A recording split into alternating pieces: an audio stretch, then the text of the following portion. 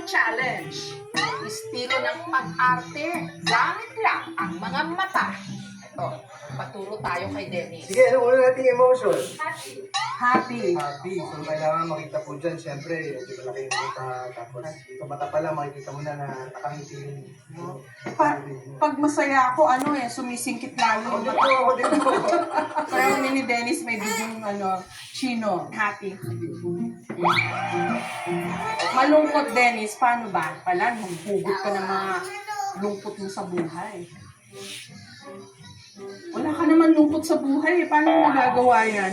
Ate lang po. Ate lang po. Isipin ko, malungkot. At yung mga inis ko, kinainisan ko sa buhay.